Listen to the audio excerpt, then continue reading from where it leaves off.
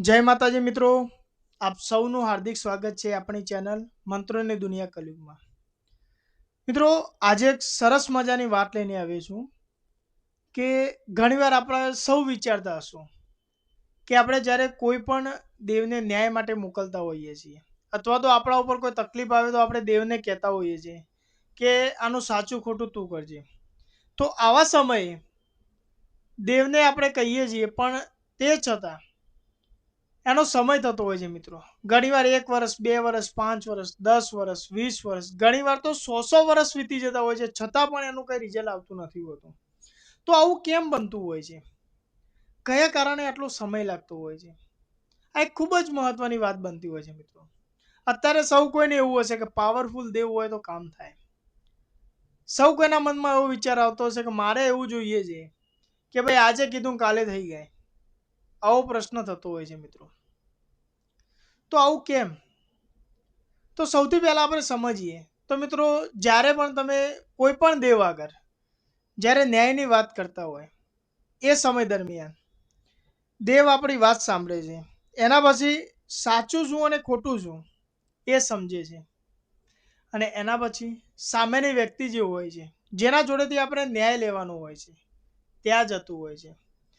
ત્યાં એમની જે કુલદેવી હોય છે, એમના પણ દેવી દેવતા હોય છે, એમની સાથે એમની વાતચીત થતી હોય, અથવા તો કોઈ એવો સમય જોતું હોય છે કે જે આપણા દેવને એ સમય મળે અને એ સમય દરમિયાન એનું સંપૂર્ણ મતલબ કે આગળ વિચારતું હોય છે કે આનું શું કરવું ને કઈ રીતના કરીને ન્યાય લાવવો. એ સંપૂર્ણ થયા પછી એનો ન્યાય આવતો હોય છે મિત્રો. આવું એટલા માટે થતું હોય છે કે કોઈ પણ વ્યક્તિ હોય છે, દરેકના ઘેર અત્યારે દેવું હોય છે, એમના કુલ દેવી હોય છે. તો કોઈ પણ માણસ બીજાના ઘરે ડાયરેક્ટ ક્યારેય જઈ શકતો નથી. એક સમય, એક પર બનતી હોય એ સમય કામ થતું હોય છે મિત્રો. અને ઘણા દેવ એવા હોય છે કે તમે ન્યાય માટે મોકલ્યા હોય તો સામેના વ્યક્તિ જોડે જઈ અને એના જીવનમાં આગળ પ્રગતિ પહેલાં કરાવતા હોય છે, અને પ્રગતિ થયા પછી એકદમ એનું મતલબ પ્રગતિ ઓછી કરી અને એકદમ કંગાલ કરી દેતા હોય છે. આવા ઘણા બધા ઉદાહરણો તમને જોવા મળતા હશે અને ઘણા બધા ઉદાહરણો છે પણ મિત્રો. ટૂંકમાં તમને એક વાત સમજાવું તો એક સીધી વસ્તુ આપણે સમજી શકીએ કે દેવને જ્યારે ન્યાય માટે મોકલે તો આટલો સમય કેમ? તો સાહેબ, મારું એવું માનવું છે કે જો તમે આજે દેવને મોકલ્યું હોય, બીજા દિવસે જો ન્યાય લઈને આવતું રહે તો એના ન્યાયનું શું? સામેનો માણસ જે હોય છે એ ન્યાય આપીને પણ છૂટો થઈ જતો હોય છે, પણ એને ઓળખવાનું કોણ? પણ જ્યારે આટલો સમય થતો હોય મિત્રો, વર્ષો વીતી જતા હોય, ત્યારે જ્યારે દેવ ન્યાય લઈને આવતો હોય તો સૌ કોઈ તમે જાણતા છો કે જે ખોટું કર્મ કર્યું હોય છે એના ઘરે કંઈ પણ રહેતું નથી.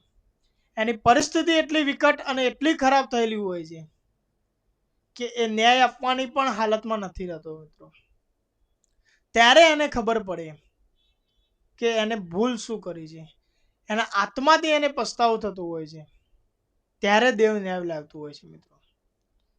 એટલે દરેક મિત્રો એવું જાણતા હશો કે ન્યાય આજે આપણે દેવને મોકલીને બીજા દિવસે ન્યાય લઈને આવે, પણ એ વસ્તુ પોસિબલ નથી મિત્રો. તમે આજે મોકલો અને એ સમય જોઈને જ્યારે ન્યાય લાવતો હોય છે એ સાચો ન્યાય હોય છે મિત્રો. અને એ સમય દરમિયાન તમે અત્યારે કેટલીય જગ્યાએ તમને જોવા મળતું હશે કે એની જે પરિસ્થિતિ હોય છે, એનું જે ઘર હોય છે, એમાં કંઈ પણ હોતું નથી મિત્રો. એ તાકાત છે દેવની. એ તાકાત છે આપણી સત્ય અને અસત્યની મિત્રો. જો તમે સાચા હશો દુનિયામાં તો તમને કોઈ પણ વ્યક્તિ, કોઈ પણ દેવ તમને ક્યારેય મારશે નહીં મિત્રો. પણ તમે પોતે જ ગુનેગાર હશો, તમે પોતે જ ભૂલો કરી હશે, તો તમારે એ વસ્તુ ભોગવવી જ પડશે મિત્રો. એટલે એક વાત મિત્રો જીવનમાં હંમેશા યાદ રાખજો કે હંમેશા થાય એટલું સત્ય કરજો.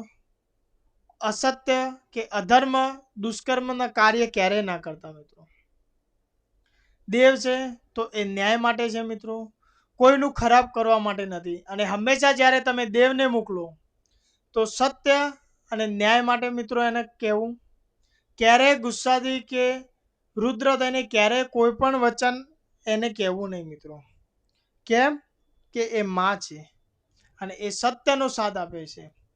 એટલે મિત્રો કહું છું કે દેવ ન્યાય જ્યારે લાવતું હોય છે ત્યારે સત્યની સાથે લાવતું હોય છે, અને એ ન્યાય લાવે ત્યારે તમે નહીં પણ સૌ કોઈ એને જોવા જાણતું હોય છે મિત્રો. અને ધીરે ધીરે આપણા સમાજમાં પણ ખબર પડતું હોય છે કે સત્ય શું છે ને ખોટું શું છે મિત્રો. આ છે મિત્રો દેવનું પાવર. બસ મિત્રો, આજના વિડીયોમાં મારે આટલું જ કહેવું છે. જો માહિતી તમને યોગ્ય લાગી હોય તો તમારા મિત્રોને શેર જરૂર કરજો.